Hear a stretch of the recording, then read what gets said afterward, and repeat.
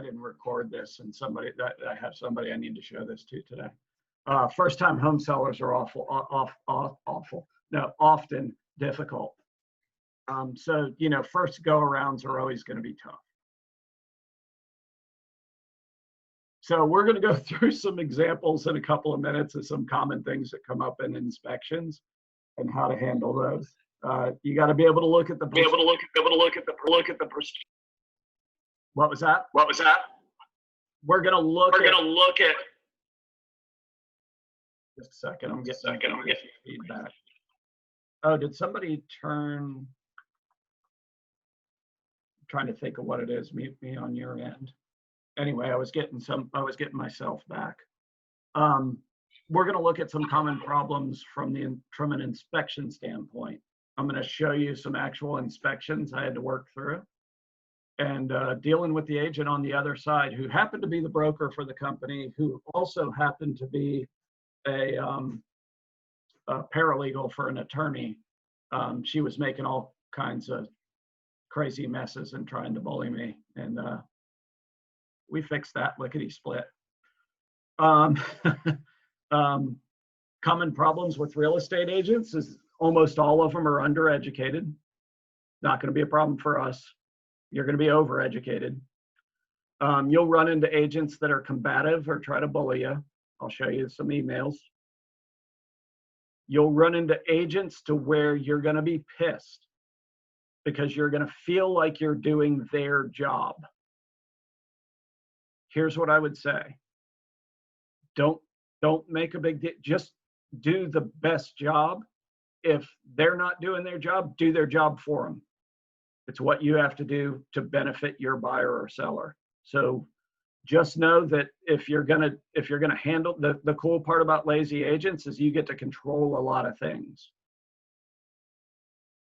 And then also agents have a tendency to bring issues without solutions. Like they'll send you a home inspection and say, what do we do about this?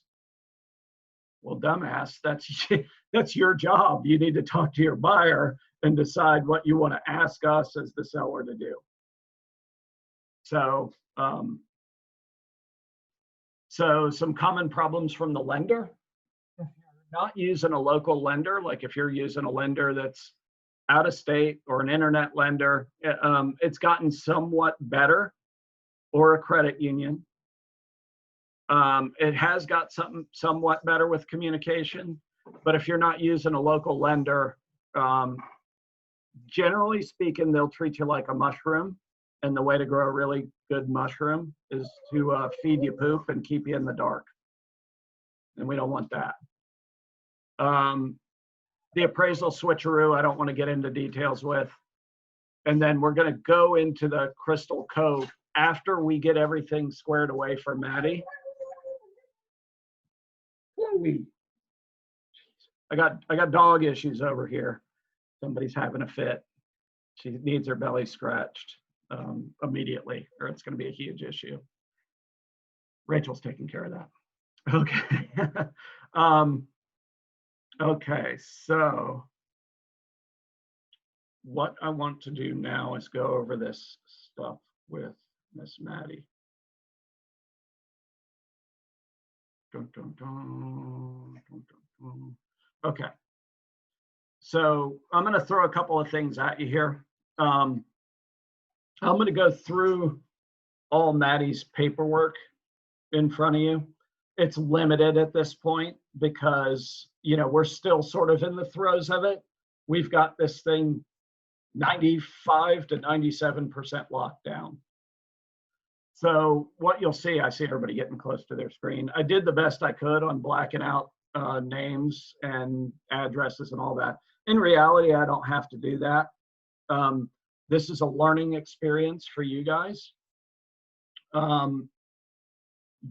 If you remember from when you went through the real estate class and they said, you know, deal honestly, fairly, you know, not give away information you're not supposed to give away, all that stuff. Here's the long and short of it.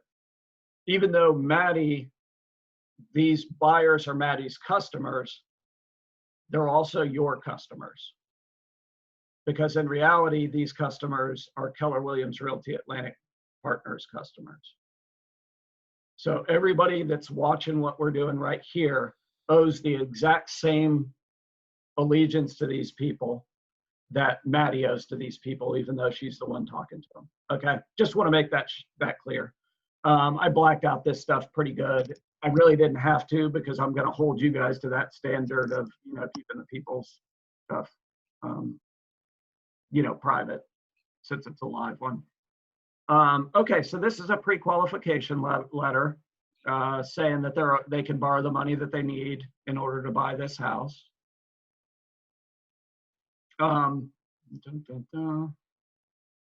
So every one of these is written a little bit differently. Quicken Loans is one of the lenders. Let me see what we have here. Okay, this pre-qualification is based on an initial review of the information you provided, your income, credit, and assets. Hopefully so, you know, like when a listing agent sees this, they're like, oh, I hope they provided them with the right information. And it's subject to a formal underwriting review. Please note that this expires on this date. So, you know, this is a pre-qualification letter, not necessarily a pre-approval. It's not super strong as a letter goes, but it's not a problem. You just need a letter to submit. So go into the contract. What we're looking for today is the dates primarily. There will be a little contract review in here. So the first date that pops up on this list is on line 24. So if I pull up my contract to close checklist, do you guys see that contract to close checklist? Yeah. Yes. So if I pull up that contract to close checklist, we are hoping that today is going to be the day that we get this. Ooh, I didn't hit enable editing. So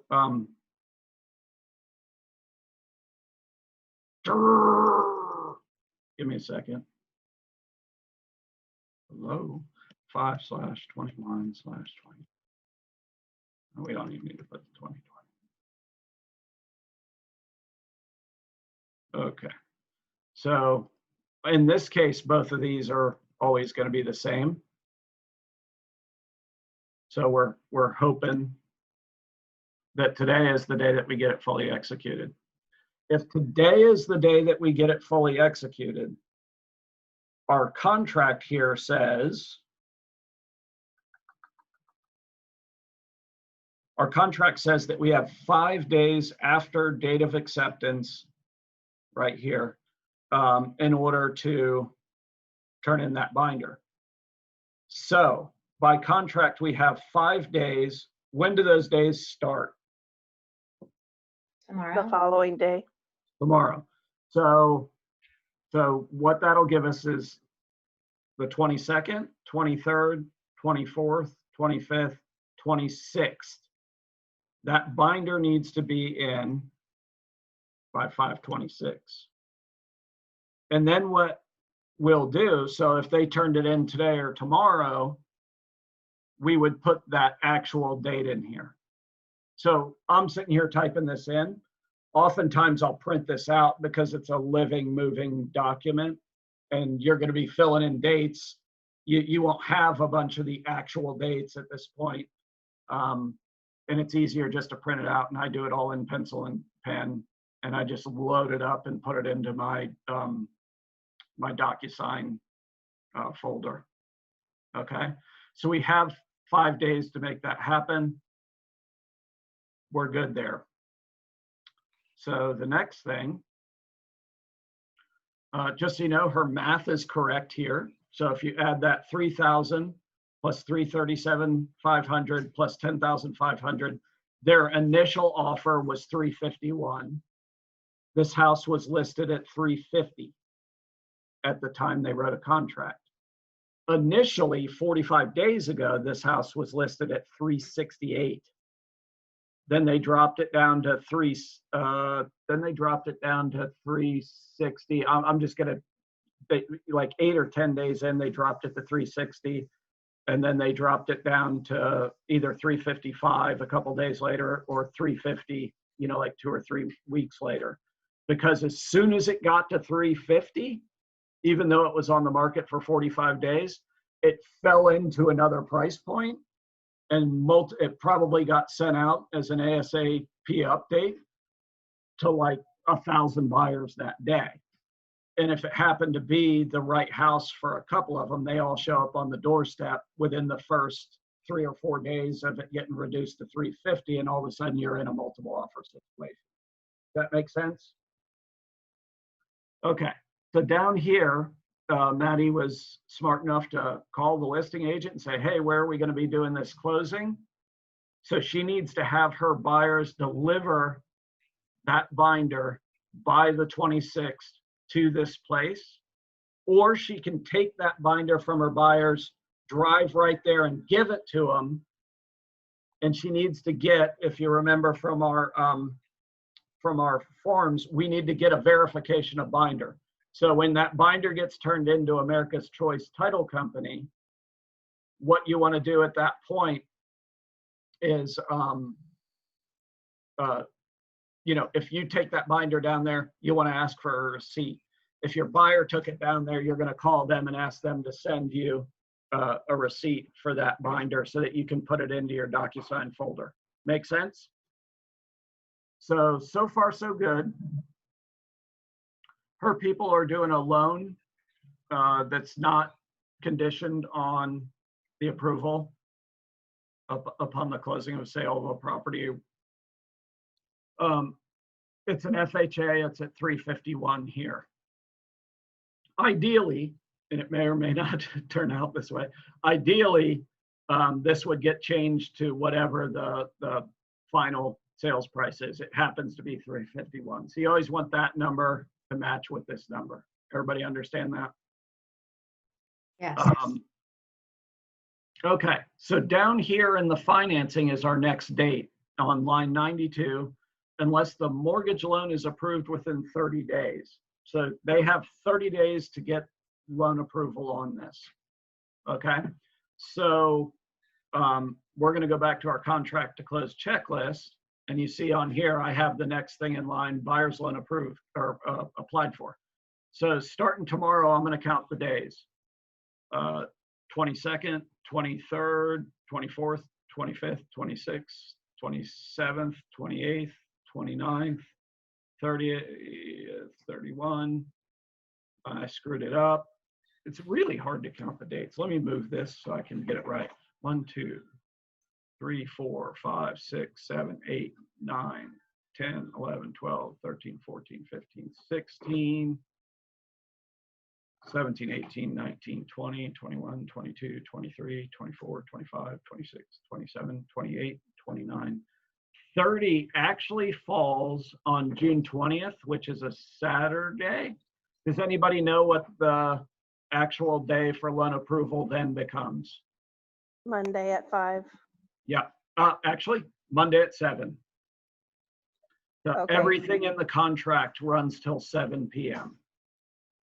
So Okay, it must be Ancar's. That's 5 o'clock. it could be. Yeah.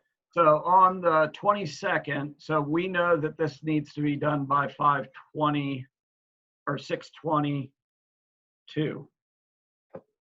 They need to have. Patrick, Yep. isn't loan approval the 30 days, but loan applied is probably a lot less? Oh, I'm sorry. The loan applied is the same as the binder because it's in there as 5 days. So you caught me skipping over. See, you remember how much I talked about how much I love C's and S's? You just saved me. So I'm sorry, that was buyer's loan applied for. Let me go back to the contract, show you where I messed up. It's right here, line 81. Does everybody see that? Thank you, Alicia. You're awesome. So that's where that is. So the 30 days is actually for loan approval. So that's the 621 that we just worked out. I'm putting it in here, or 622 that we just put in there. So they need to have their loan approved by that date. Thanks again. Great work. Now, from an inspection point of view, if we go back to our contract, we can go find where we have the inspection stuff. That's going to be paragraph 14 and 15. So right here on line 340, page 7, it says within 10 days, and it says 10 days if left blank, after the date of acceptance of this agreement, inspection period, buyer may have the property inspected and investigated by appropriately licensed inspectors or persons, entities holding a Florida license to build, repair, or maintain the items inspected. Buyer and buyer's broker have the right to be present during all inspections and investigations. The inspections and investigations will include, and it gives you a whole bunch of stuff. I want to make sure we understand line 355. If buyer determines in buyer's sole discretion that the property is not acceptable to buyer, buyer may, prior to the expiration of the inspection period, terminate this agreement by delivering written notice of termination to seller, together with a copy of all written reports, if any, of inspections and investigations. If such reports are requested by seller, delivery, if they're requested by seller. So what you have to do is two different things if you're going to cancel a contract. You need to fill out a NEFAR release of deposit and mutual agreement to cancel purchase and sale. And then you also have to give them an additional written notice. So you'll maybe write up a little blurb that says the buyer wishes to cancel their contract. And then you might reference C, NEFAR, release of deposit, and mutual agreement to cancel purchase. We don't want this to happen very often. It should be very rare. Okay, so going back, we have 10 days to do inspections. If we have 10 days to do inspections and the 26th was day 5, I'm just going to go from there. 1, 2, 3, 4, 5, 6, 7, 8, 9, 10. So your 10th day falls on May 31st. That happens to be a Sunday. So your drop dead date ends up being June 1st. Now I want to talk about that some. So by contract, you have until June 1st. Here's the deal with inspections. I generally like to get them done as early as possible from the time that we get a fully executed agreement. Bless you, Maddie. I can't hear you, but I can see you. She's having a sneezing fit over there. That's awesome. So property inspections, we need to get those done by 6/1. It would be way better to get them done by midweek next week. That way, if anything pops up, we can have a specialist go out there and look at it. Now, all the stuff I read to you from the contract is essentially a get out of jail free card. So what that means is during that first 10 days, it says, if for any reason, oops, picked the wrong one. So buyer's sole discretion can cancel it. You may not have even had inspections. So it says, you know, notice of termination to seller with a copy of all written reports, if any. So our contract used to require you to have the inspections and then turn it down. It doesn't do that anymore. This is basically our contract is, that's a frickin' 10-day get out of jail free card. Okay. So I have that written in here. The next thing that pops up, I put in here insurance applied for. Now, I'm going to tell you what you're going to put in this blank. You're going to put the same date as your get out of jail free for inspections. And here's why you're going to do that. You're going to want to find out what the insurance actually cost for this house. So typically, you know, a regular house in this price range, 350,000, if it's not in a flood zone and it's a relatively up-to-date house and doesn't have any issues, you know, let's say insurance is going to cost you 125 a month, and that's going to be part of your, you know, your mortgage payment. What happens if we find out for some reason that it's actually in a flood zone? And there's flood insurance that's required that costs $2,400 a year. Their house payment goes up $200 a month. They may not want to do that. So it's a really good idea. And you don't have to, it doesn't have to be applied for, but I like it applied for, or I like calling it that. We want to have an insurance quote on this house, and we want to know what the actual number is. Because if it turns out that the insurance quote is, you know, $200 more, that raises their mortgage payment by $200 or $225, they may not want to buy this house. They may not qualify anymore. Okay, so I would just do that in the exact same time frame. Now, inspection contingency resolved. If we go back to, this is where things get a little flaky.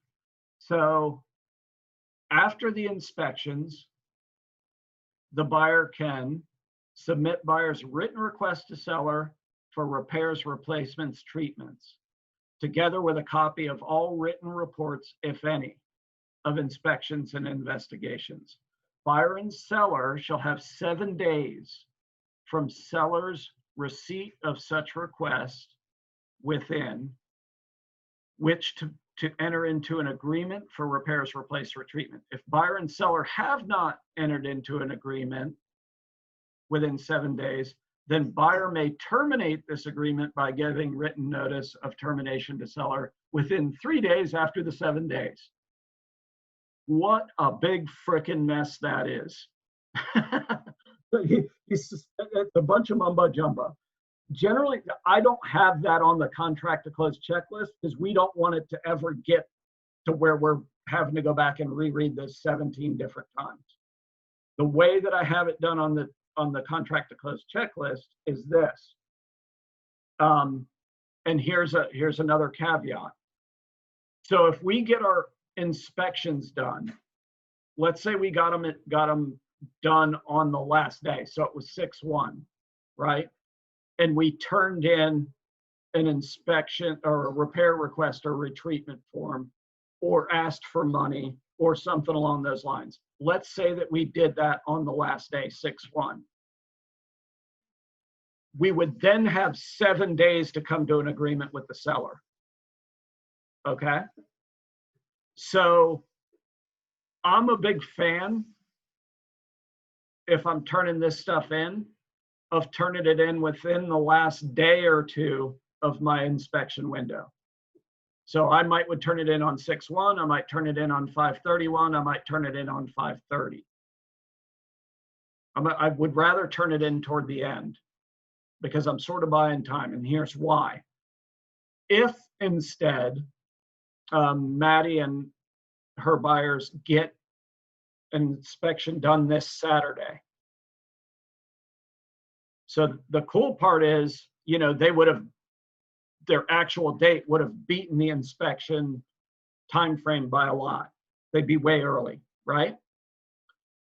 The thing you have to be careful of is if she takes that inspection and makes any request to the seller and sends it on that day, in other words, Saturday, the 7 days starts then. It doesn't start at the end of the time frame. You see what, is that confusing you? Can you go over that one more time, Patrick? Yeah, that's a tough one. So the 7 days starts from when you make the request. You have a 10-day window for your inspections. If you use all 10 days, all you have to do is add 7 days to the end of the inspection contingency So you just add those 7 days to the end of the property inspection thing. If she turned in, so like up here, if she turned in a repair request on the 27th, let's say. Oh, crapola. On 5/27, as opposed to 6/1, the 7 days would start from 5/27, not from 6/1, for the buyer and seller to come to agreement. You see what I mean? So the day that you turn it into the seller is what triggers the 7 days in here. What I'm saying is it's probably what we typically do is wait a little bit longer. So let's say that she turns all that stuff in on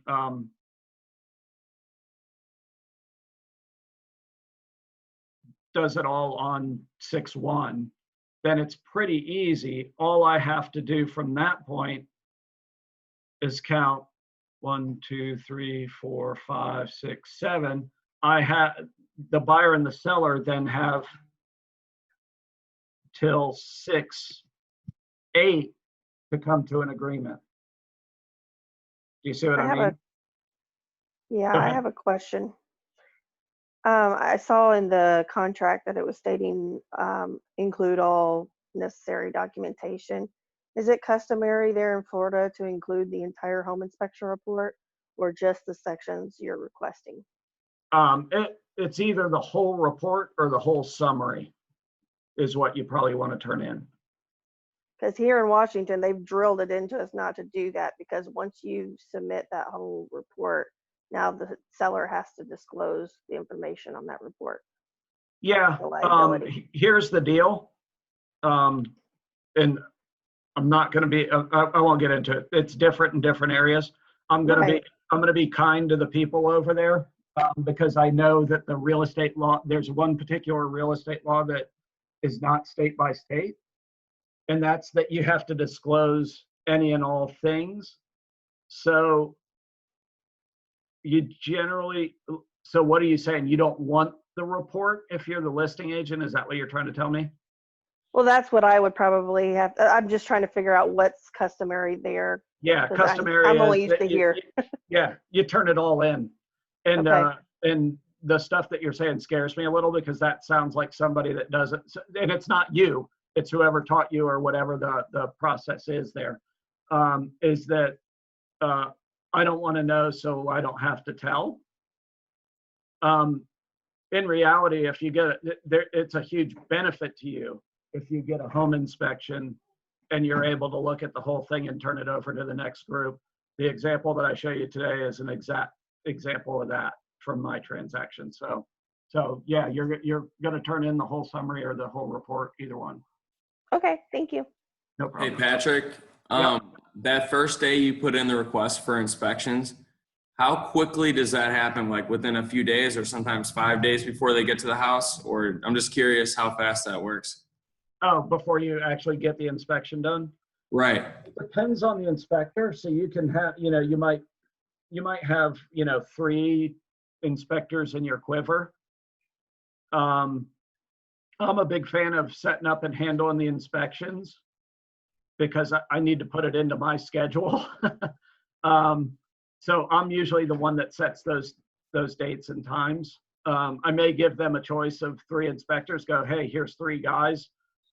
Look them up online. Let me know of these 3 guys, which one you want to use. I'll give them a call and I'll set up the inspections.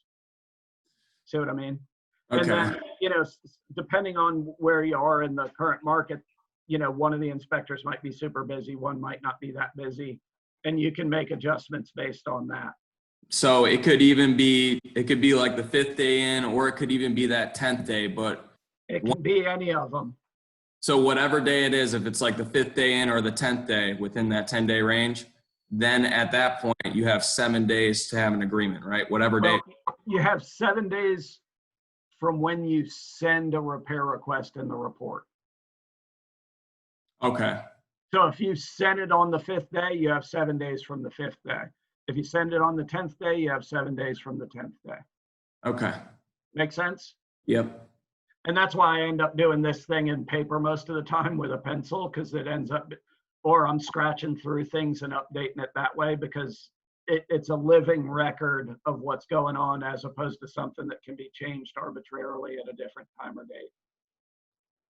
If by some miracle, and I don't like to scare the pants off you, you end up in a situation to where you're standing in front of a judge or some power that is, and explaining this thing, you want to have if this thing turns into Exhibit A, you want it to be a living record, an actual recording of all facts.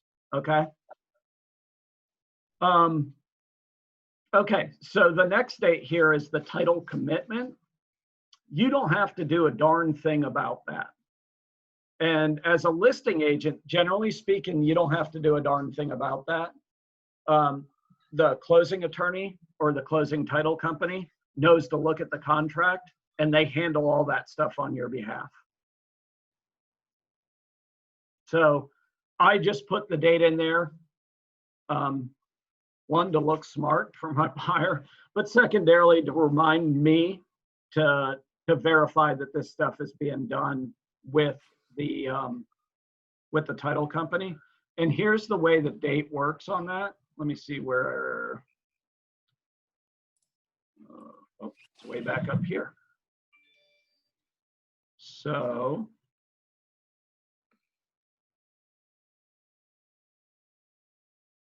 okay.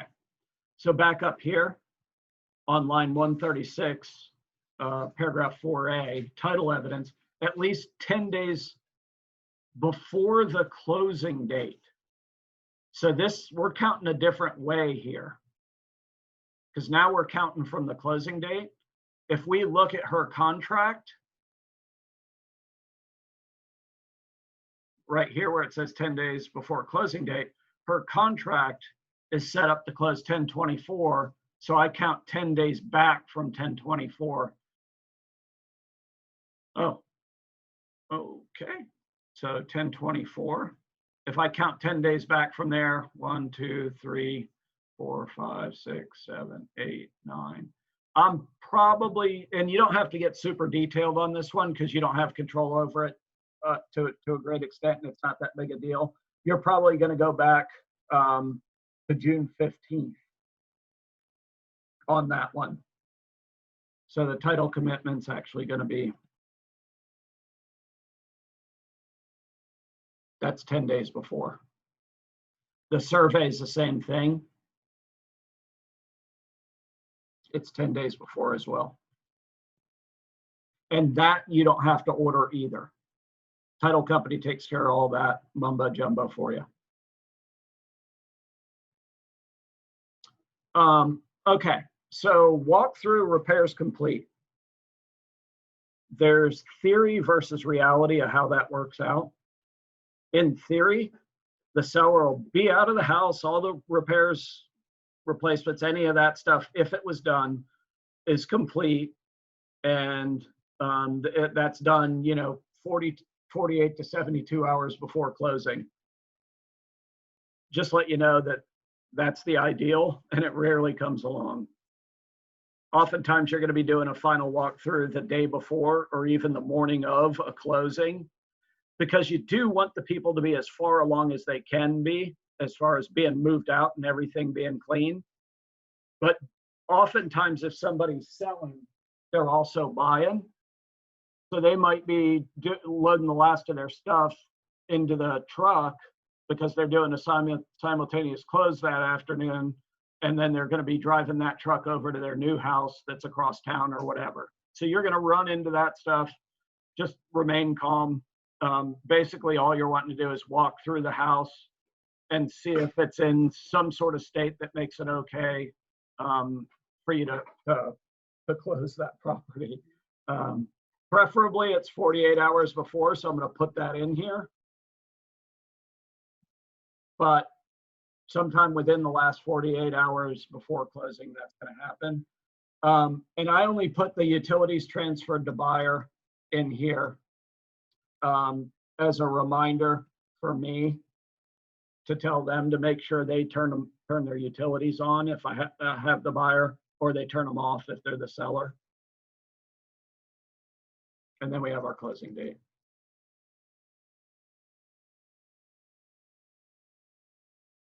So I've done different versions and varieties of this form. Like I can make it real pretty with an Excel spreadsheet. I can stick it online, and I tried, making it into almost an app. All that is horrible. It's so much easier just to do it on paper, the way that we did it here. Does anybody have any questions about that particular form?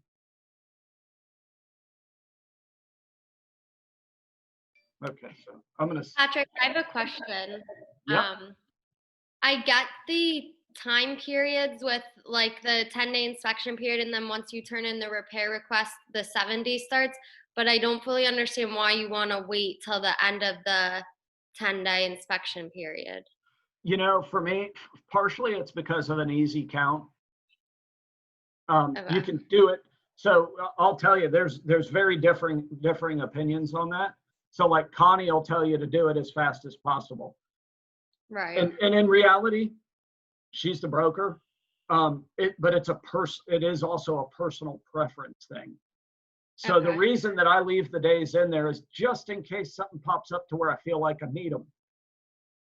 So if somebody, like if, let's say, and I haven't had this happen, but let's say that the home inspector goes, oh my gosh, I forgot to put X, Y, and Z on there. It was the most important thing. I didn't put it on there because I wanted to be able to explain it to them. And I forgot to do it. And they do that on the 8th day. And you've already done the other, you could run into some stuff. I just don't like giving up time that I may need. The counter to that is also legitimate. And the counter to that is we do these inspections, we do the repair request, we do all the stuff, we send it in right away, and we move as fast as we can, knocking contingencies out of this transaction. Neither is wrong, neither is right. Sometimes it's situational. Okay? I'm going to save this into your folder. Let me do that real quick.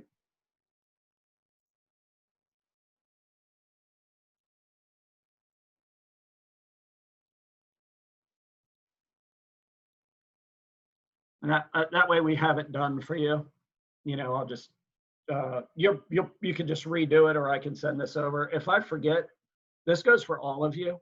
If I say, hey, I'll email that to you later, the chances of me getting discombobulated because of my personality or getting a little disorganized are pretty high. Please don't hesitate to go, hey, dummy, you said you were going to send X, Y, and Z and you didn't do it. Would you mind doing that? I'll do it. Don't worry. It's something that I'm asking you to do. Help me help you, okay? Because sometimes I'll muff that up pretty good. So a couple things that I want to talk about on here.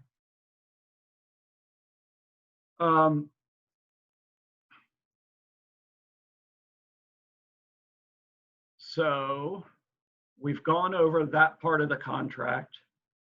Now we're going to look at a couple of other things. So also I wanted to point out, she did a nice thing for the people involved in a way. So we're looking to have signatures by noon on 5/21. When you write an offer, always give people time, to respond. This is what a seller's property disclosure looks like. So here was Maddie's first poop sandwich.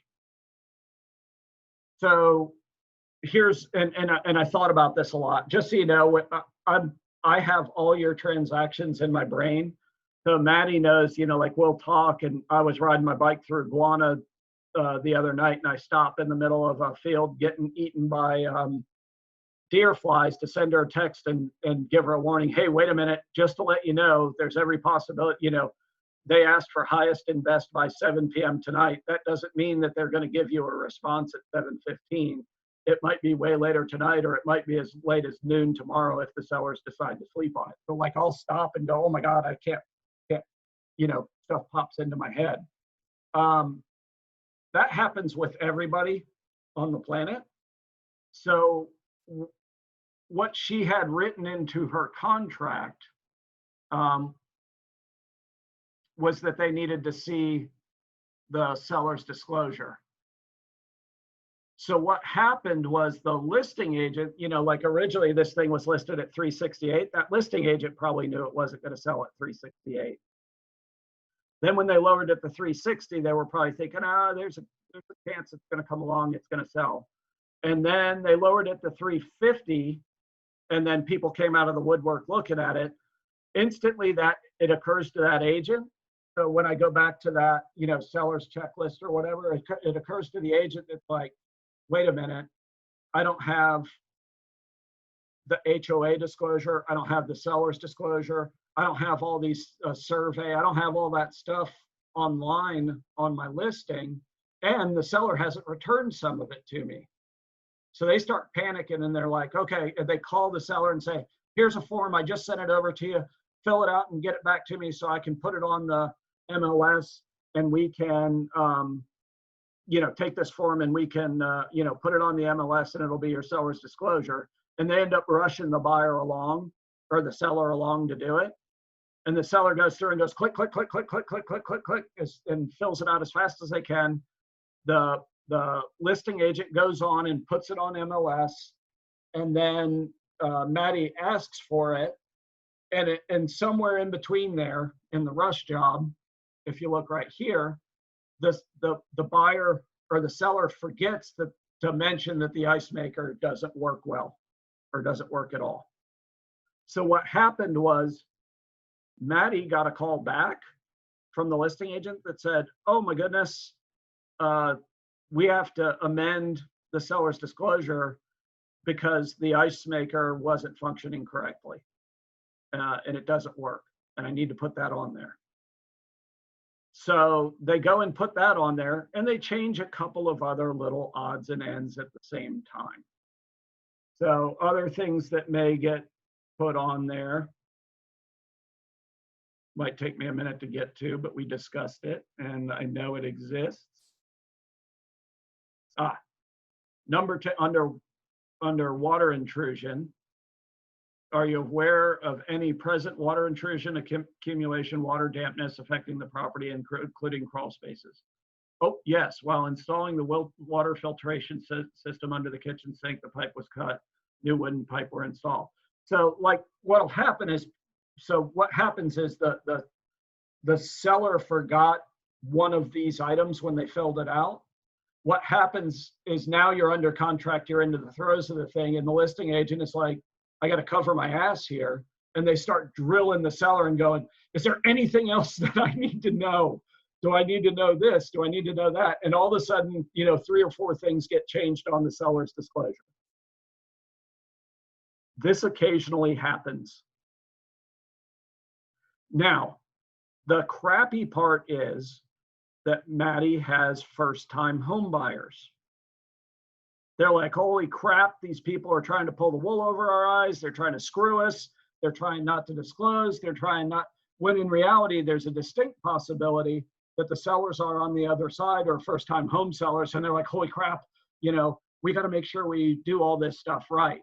So you got to look at it from the buyers and sellers perspective. And the listing agent, as soon as they see they accidentally left one thing off the home inspection, is going to turn the screws on them and waterboard them into telling them anything and everything they ever knew about that property. So that's that puts you in a bad spot, because now you have buyers and sellers whose hackles are up. Primarily buyers. They're going to be like, they're trying to pull crap on us. And all likely they have no intention of pulling crap on you.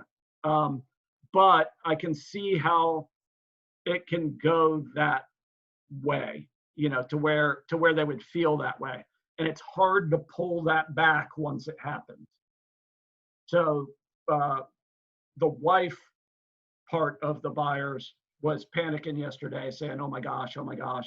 I think they added something about previous, here's one that'll scare the whoopee out of a new home buyer, and I'll explain it to you.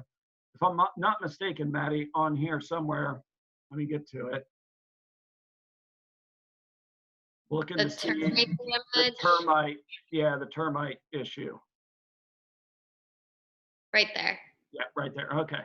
Previous owners had termites in front of house removed and damage repaired by them. This is really interesting. Now that I see how this is written, it's clearly a non-issue. So they happen to know it, the sellers. So they went the extra mile, even though this had nothing to do with them, and put it on here. I mean, it sort of had something to do with them, but if the previous owners had termites in the front, so this is where the listing agent turns the screws on the sellers, and the sellers go, well, do we need to disclose that there were termites that were, taken care of and then the damage fixed and all that? And the listing agent's going to be like, yeah, if you know it, we need to let them know. On the other hand, if that happened 5 or 6 years ago and it was repaired and the damage was taken care of and all that stuff, I'll give you a tip. And we're going to run into an ugly one here in a minute when I show you my example. If you have a house in Florida, it either has currently had or will have termites. And here's the crazy part about it. I'm sitting in a concrete block home that was built in 1954. Concrete block home on a crawl space, a high crawl space. So it's like 3 feet off the ground. This thing's had termites, from what I can tell, 6 or 8 times since 1954. And the funny part about it is the roof right over me, it's like right here where my hand is. There were termites in the decking of my roof over here. So even though it was a concrete block house, I had moisture up there. The termites went right up the concrete block wall, right up through a metal support for my front porch, and went into the roof over there. Happens all the time. I had another concrete block house, same thing happened. They ate all the baseboards in the garage. I'm like, why are they picking this house? There's stick houses, when I say stick houses, there's framed houses everywhere around here. Why are they picking a concrete block? I just know that the majority of houses either have, has, or will have termites. So it's not that big a deal. The important thing to do is to get these inspections done. The home inspection and the WDO inspection. Get the opinion of those professionals. Sometimes they'll refer you to another professional. And then go get a termite bond afterward. And I'll show you, my example is way scarier than this. So this is not a big deal thing here, Maddie. I wouldn't get super sweated over this one. In fact, if you want to, I started recording this thing. You're welcome to show them, what I'm teaching people in this discussion if you want to, if that ends up helping you when you talk to her. Okay. So yeah, there's poop sandwich number 1 of probably 5 that Maddie's going to get during the duration of this. Hopefully it'll stay under 5. If it stays under 5, you have an average transaction. And was any of that Maddie's fault? Abso-frickin-lutely not. Was any of it her buyer's fault? Absolutely not. But if they handle it in a nice way, if they do something wrong later, hopefully the other side will handle that in a nice way.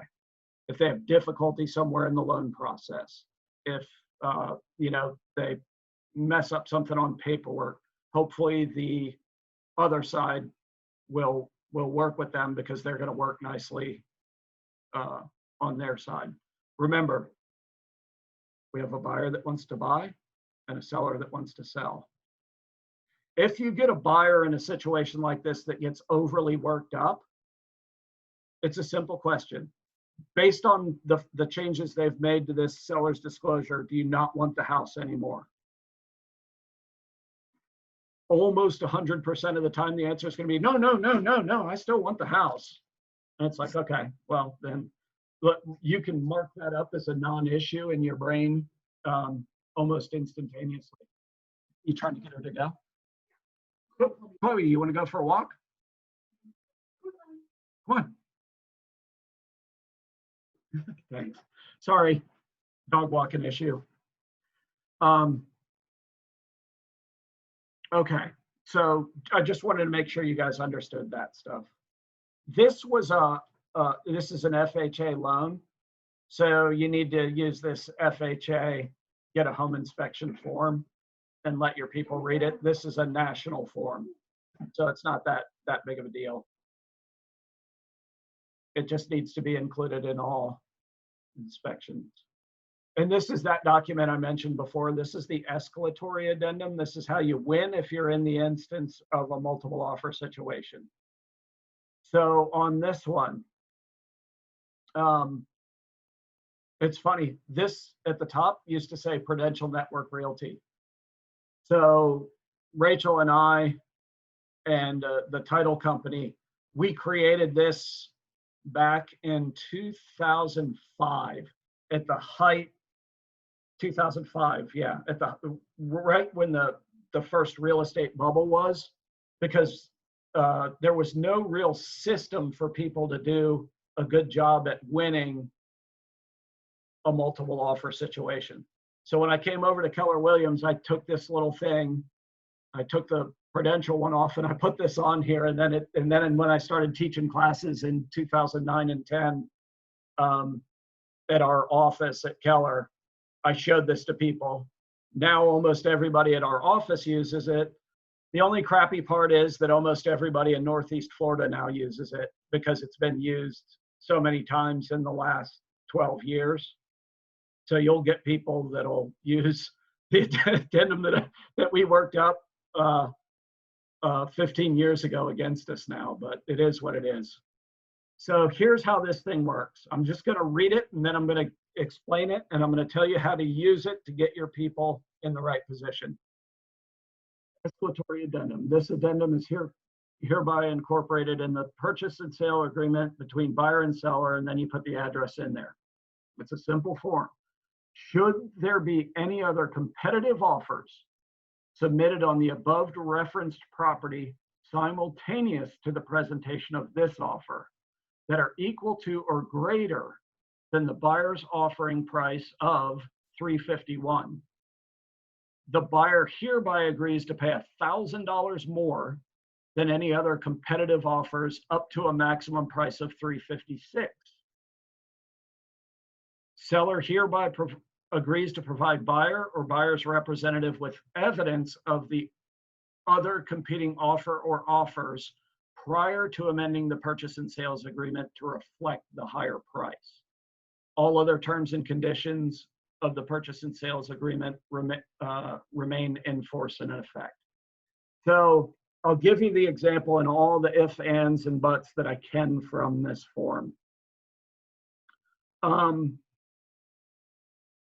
This is actually what happened. So this is what Maddie turned in this. Her buyers ended up getting the contract at $351.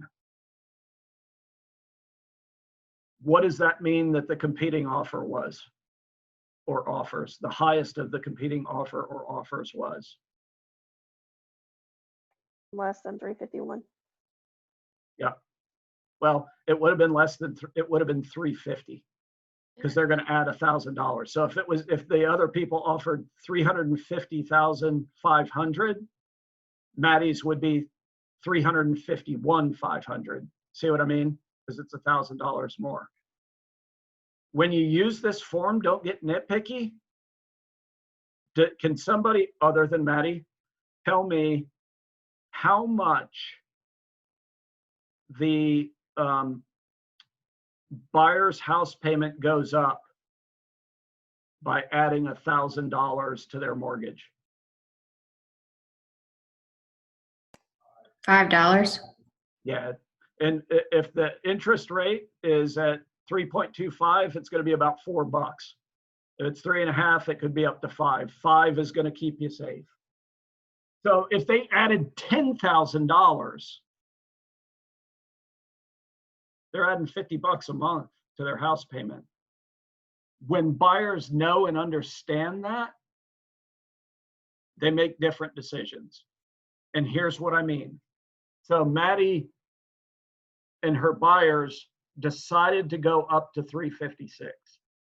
I don't know if, so I gave to her, and we can look at that maybe in a minute. I gave to her 3 estimated closing costs. So initially when they were looking at this house, they wanted to offer 345, ask for some closing costs. They didn't know they were necessarily in a multiple offer situation. I told Maddie, I was like, well, I guess they don't want to buy this house because there's a 100% chance they're not buying this house if they offer 345 and ask for 3% closing costs in a multiple offer. Just tell them, let's cut the foreplay. This ain't the house for you. Let's not do it. So I went ahead and created, though, an estimated closing cost form at 345. I created one at 350 and at 355. And here's what I'm telling all of you is what I told Maddie. I said, Maddie, you need to start this thing off at list price. Over 95% of the time, the list price is the starting point when you're in a multiple offer situation. It's not all the time, but it's virtually all the time. Especially if you make a case like this where you do a price change from 360 to 350 and multiple people are looking at the house the first 2 or 3 days that it's at that price, the likelihood of you being in a multiple offer is extremely high. So I did 3 estimated closing costs to give her an example of the fact we worked it out. It turned out to be $45 a month was the difference between 345 and 355. So if you skip the escalatory addendum, you don't use the escalatory addendum, and you just say, I'll offer asking price. On a multiple offer situation, you'll win, or maybe 50% of the time if you do asking price. Maybe it's probably more like 40% of the time you have a chance to win. If you add $5,000 to that, so if you go from 350 to 355, it's going to go up to about 70-75% chance that you're going to win. And this is just from my experience. If you go to 356, it's going to go up exponentially to like 80-85% chance that you'll win. If you want it to be a virtual 100%, like if the people say, I want this house no matter what, if you add about 3%, which in this case is about $11,000, if you average, well, it's actually 4%. If you average 4% on this, which is about $13,000, you're going to win every time. But you might win at the top. So here's the cool part. She's going to be, hopefully shortly after this call is over, going to be under contract at 351. So they only had to use, they made an offer at 350 with an escalatory to 351. They only had to use it up to 351. So that answers a couple of other questions for you. And here's what those questions are. Couldn't the listing agent just screw us and make it 356? That's why we're asking for evidence down here. We need to see the front, at least the front page, but preferably the whole contract that we competed against. Okay. So here's where something, Maddie's about to get an eye opener here. When it comes to inspections, in a situation like this, you are likely going to ask for very little to nothing from the seller. Because in this particular case, they have a buyer that would be happy, that may have just put in 350 and didn't use an escalatory addendum, who would have happily paid 352. So they have somebody out there that wants this house really bad. If Maddie's people ask for either too much money or too much trouble, in other words, we want you to do, $1,500 of repairs. We want you to change out these 4 windows. We want you to fix this flashing over here. We want you to do this over there. We want this. The listing side very well could say, nah, I don't think so. I don't think we're going to do that. And then you have a decision to make. And the decision is, or the buyers have a decision to make. Do I want to buy or not buy this house over $2,000? Right? Less than, or basically 0.5% of the purchase price. Do I want to drop it over $2,000? I warned Maddie because her buyers are first-time home buyers and they're young. And just so you know, I have a tendency to be mean to my own gender on occasion. In this particular case, I'm going to do so. 30-year-old dudes do stupid things. I started in real estate when I was 32. I did stupid things by not being able to check my ego, by getting emotional, by being Mr. Tough Guy. That doesn't serve my buyers well.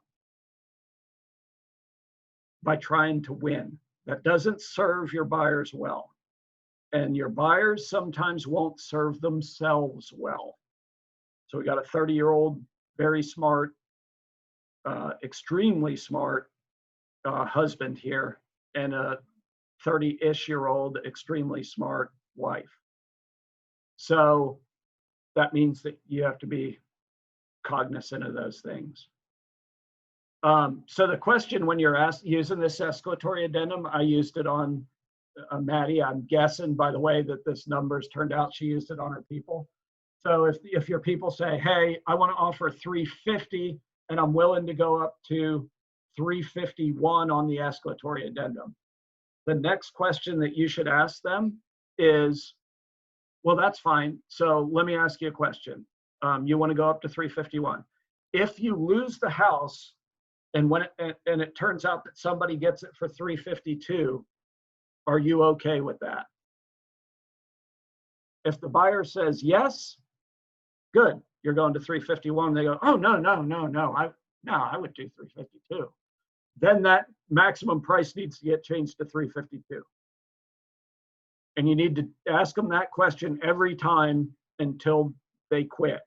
Okay, so let me ask you this question, and this may have been how this went or how some of the education went here. I'm just pure conjecture. So let me ask you a question, Mr. and Mrs. Buyer. The house is listed at 350. We're putting in an offer at 350. You and I both know that that's about $4 per 1,000 for every 1,000 we go up. If somebody bought the house at 350, would you be okay with that? Or at 355, would you be okay with that? No. Okay, let's make it 356. Now that we've made it the max price of 356, if somebody else ends up with the house, are you okay with that? When they say yes, go, okay, 356 it is, let's get this turned in. That puts them in a win-win situation, and it puts them as the person making the decision. Okay? All right, let's see what else we got. Homeowners Association disclosure, that's a required form for this particular transaction. And this disclosure to buyer, this is one of the things that was on the checklist that Maddie and I talked about when she was writing the offer. This is essentially a get out of jail free card or a cover your ass card against, we have partnerships with Blue Ocean Title, we have mortgage partnerships, we have all kinds of people that we may refer to you. That doesn't mean that we say they're the best people in the world. It just means that we're referring people to you as a service to you. When it is people that are tied to us and we do have a financial stake, we also need to disclose that. Binder deposits, we give the spiel there. Condominiums and homeowners associations, we give the spiel there. So just read through this at some point. So it's sort of a cover your butt type of a situation. So does all this make sense to you? So this is how we organize it. This is how we look at it.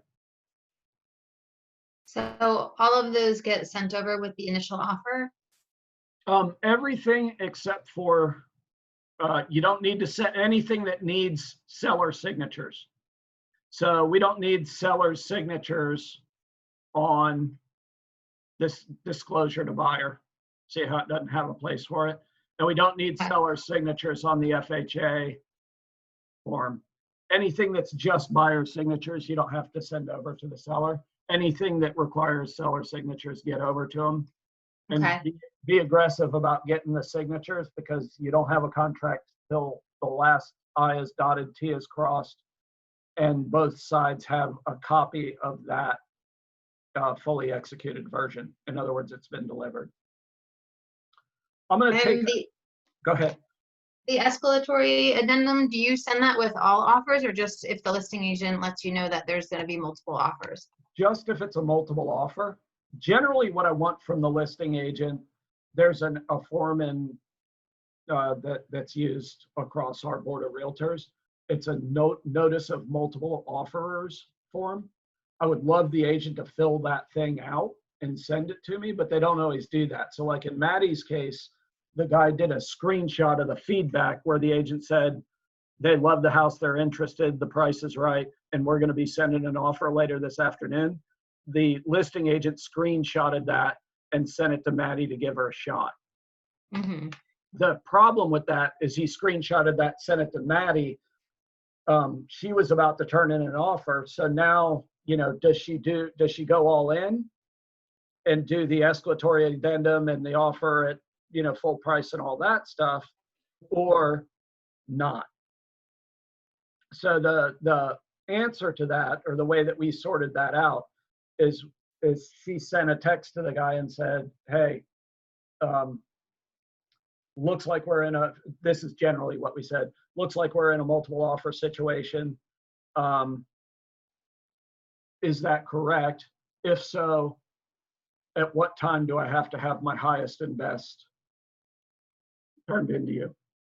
There's a lot of ways to, we ended up rephrasing it better. She ended up rephrasing it better than that.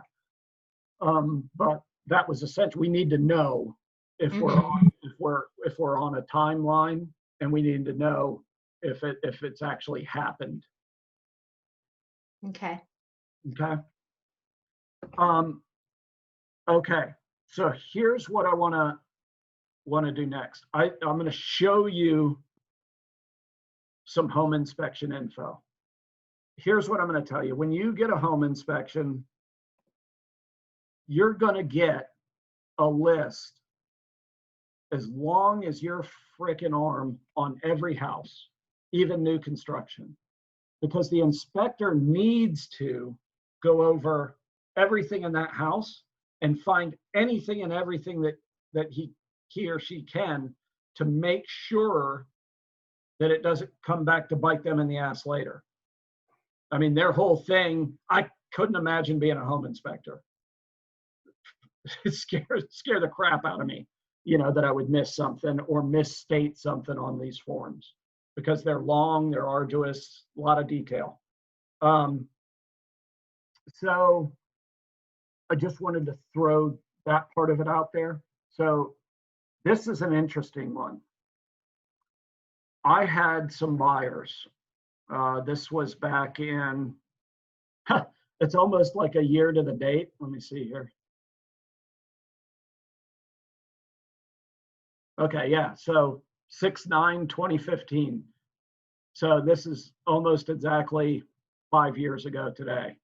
I was working with a buyer, and I showed them a lot of houses. Normally, my average is showing about 5 houses to a buyer before we find them the right one. I'm usually really good at helping them make those decisions.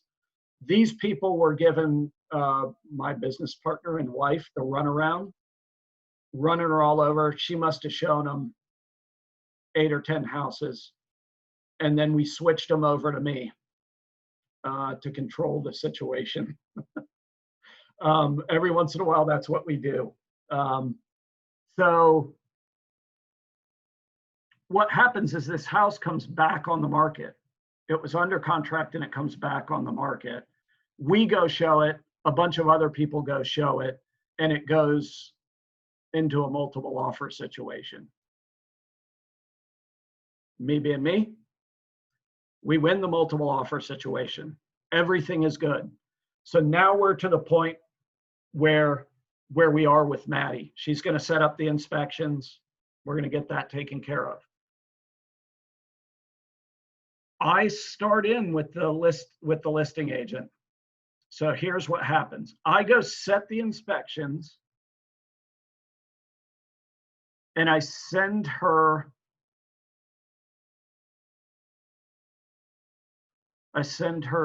an email. Let me find the beginning of it. Takes me a minute sometimes. Okay. So I send her an email saying, hey, we have the inspections set up for tomorrow. Like I got it under contract on June 8th. I had the inspections set up for the next day because I knew what a pain in the ass my buyers were. I get back from the listing agent, Patrick, the seller will make arrangements for the buyer's requested inspections tomorrow, but wished me to provide you the attached inspections from the previous buyer to which all requested repairs were completed. Please let me know if your buyer wishes to continue with inspections tomorrow after review of the attached. What do? You can save your buyer $500. They don't have to pay for an inspection. All they have to do is sign off on this previous inspection and the fact that we did all repairs. Alicia, I know that's not going to work for you. Shit don't work for me either. But I'm not going to be mean. I'm going to be nice. I go through and say, I'm going to check on it because, I'm going to be, so let's see, I ask right here, any chance there are receipts for the repairs? If she sends me a bunch of receipts from reputable people, it would be helpful. So I figure I'll just try to get that stuff regardless of whether we're going to do it or not. He goes through to me and says, sellers can provide receipt, but not until tomorrow morning. He doesn't have all the, he does not have the receipts at his office downtown. Would you like to postpone? So I'm like, why are we trying to postpone? Would you like to postpone inspection tomorrow morning? We'll be happy to accommodate either way. Just attempting to save your buyer money since inspections are only a few weeks old. Let me know. I came back. I'd count on us for inspections tomorrow morning unless you hear differently from me. Always leery of using a previous inspection. Let me give you a tip. That previous inspection was not done for my buyer. So if we went on that inspection and that inspector screwed anything up, we can't go back to that inspector because that inspection wasn't done for our buyer. It was done for a different buyer. And the agreement between that buyer that exited the contract and that home inspector does not apply to my people. In other words, you can't go and sue that. You're not covered in any way, shape, or form. So she sends back understood. Okay. So it'll take me a minute to dig in here.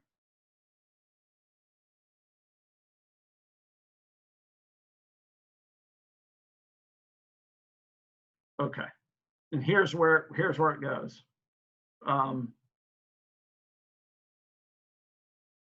Let me give you a tip. Here's what the home inspection had on it. So a home inspection is going to be a gazillion pages. This one is 18. This is just the summary from this one. Major conditions are greater than 500. So minor conditions, X, Y, and Z. Goes through wood decay, vinyl siding, open seams at flat roof that need caulking. So these were all minor conditions, right? Improper wiring at panel box, loose conduit, GFI not GFI protected, loose receptacles, HVAC unit not level, no pipe relief at water heater, sprinkler system head, broken window screens. So they went through and told me all these, all these different things. And this was let me make sure that I'm doing this right. Yeah, so this was the home inspection that she sent me, okay? So I go through all this, I'm like, okay. First of all, there's nothing in here that looks like a really big deal. So that's awesome. It's all just minor mamby-pamby stuff. There were no major items that popped up on this old home inspection. I'm still gonna get a home inspection, have my people get their home inspection. So that didn't look super scary. Then she also sent me the WDO from that, the wood destroying organisms report. So they had some visible evidence of WDO, and it's the right garage door jab and trim and a little bit of fascia. So a small bit of wood decaying fungi, right? Not any big deal. These were places where they had a hard time, seeing in. So, and then exterior, he puts on here, all wood behind brick veneer and lap siding is stuff that he couldn't see. And then he stuck this addendum on here. Here's a real poop sandwich I'm going to read to you. This home or portions of this home are built with wood structure framing covered by a brick veneer. This combination is a primary feature subterranean termites use to enter a home undetected. With this particular construction combination, it's not possible to visually determine if subterranean termites are present until the termites have eaten through the wall. By the time that occurs, damage will be present that is structurally significant to the home. The visual inspection performed today. So this is a big, scary ass get out of jail free card thing that the WDO inspectors put on here. Scares you. Would that scare the crap out of a first-time home buyer? Yes. Here's the story. If you look at the house, first of all, it's a very nice house, gorgeous picture. See this? It has this brick thing all the way around the house down here. And then it's a wood frame house with brick there. Just so you know, 99% of the time, if you see like my people love brick. They wanted brick homes, but they found this one and fell in love with it. All the brick homes that are built recently are actually frame homes with a brick facade just like this. So all this time I've been showing them brick homes that were built in, 90s, 2000, 2010 and past, the 90s and past. And I'm like, hey, I just want to give you a tip. That get out of jail free card that the guy wrote himself there, that's true on every frickin' home that we've looked at.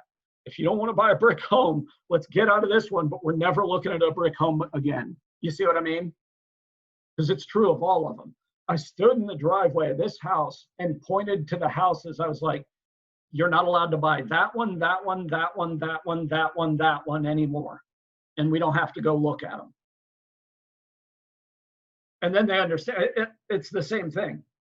This house either had, has, or will have termites. I guarantee you. Get a freaking termite bond.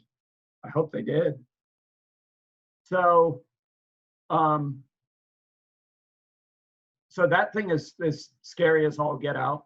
And then I have this repair agreement where they asked for all the wood decaying fungi, the WDO stuff to get done. They asked to fix the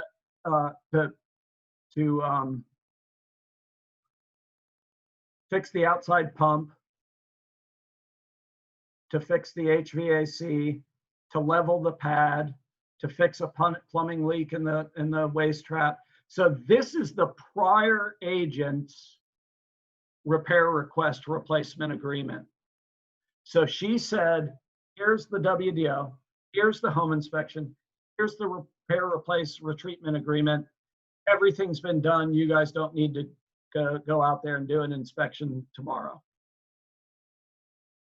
We did an inspection the next day.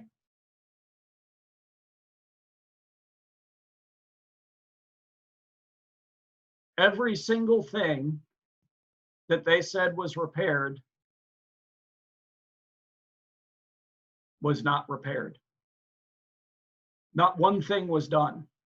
This was the plumbing stuff they were asking for was there and there. This is our inspection. They didn't fix the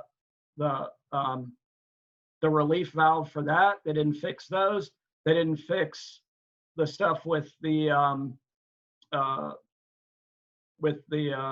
well pump and the clear and obvious one. They didn't fix the AC pad or the fact that that tree was rubbing up against all the things that from this email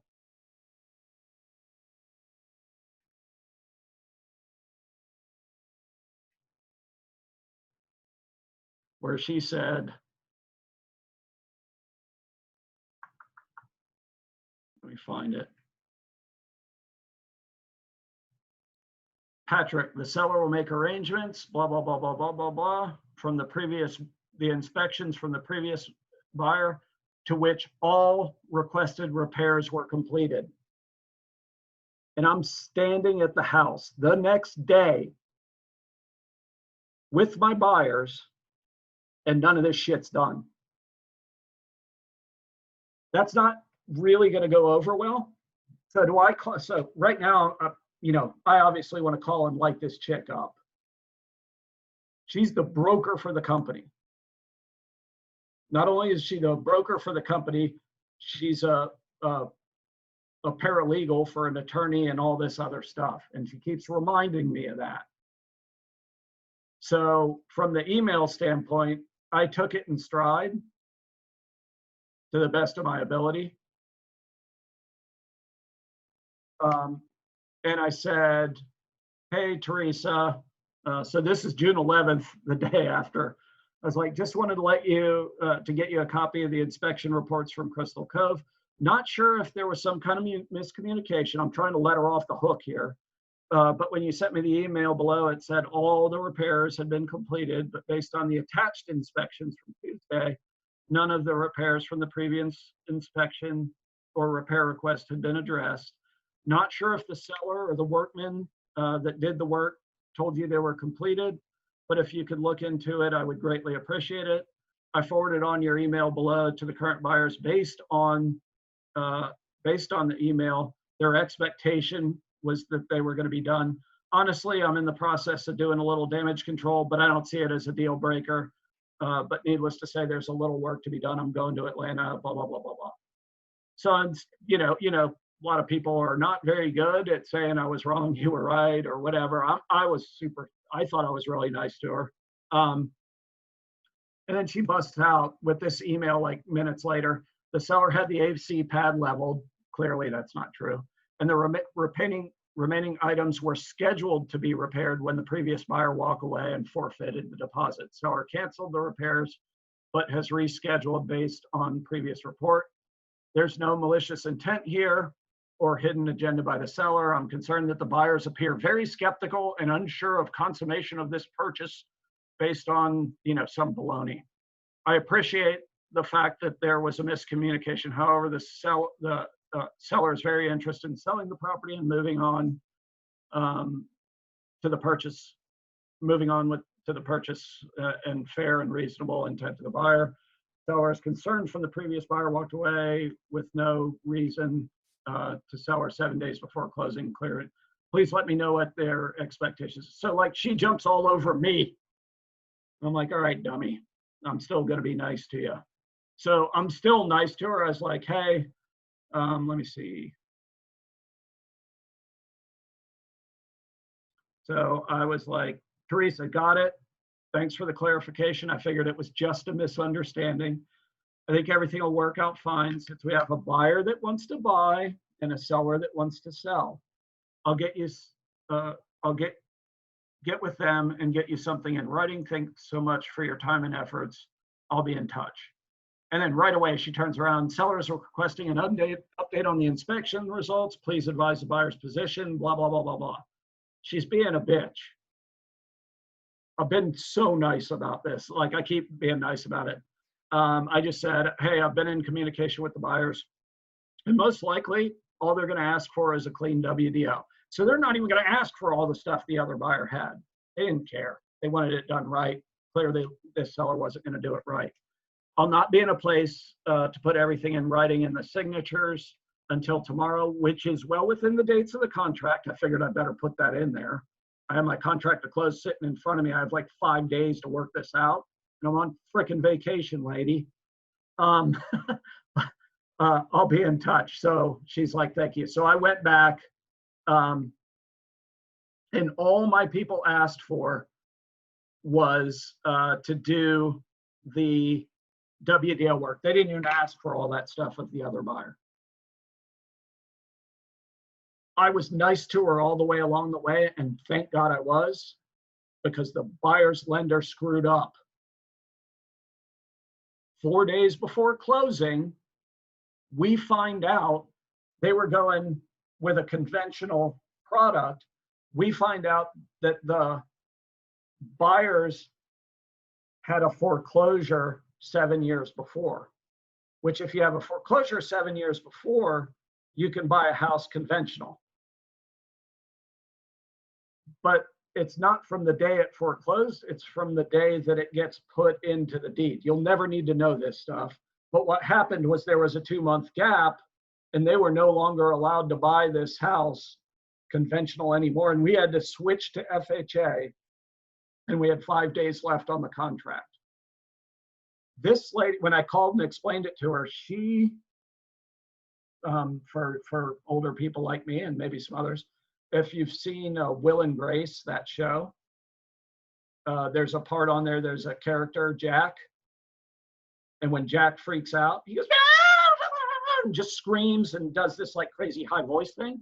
She did this to me on the phone. And she starts screaming because the lender, made a mistake. Never mind that she's made like 20 so far. So I finally said, I was like, so I let her get all the screaming out. And I was like, you got that out of your system? I was like, I don't expect you to do that again. So here's what we're going to do. I already solved the problem. I need an extension of 5 days. Does your seller want to sell the house or not? It will close in 5 days. Is that a problem? If it's a problem, we're done. And I mean, and I threw you can see her answer. Thank you for the call today. I understand the frustration with this type of situation, and please know the seller is on board to sign the amendment needed by your buyers changing from conventional to FHA.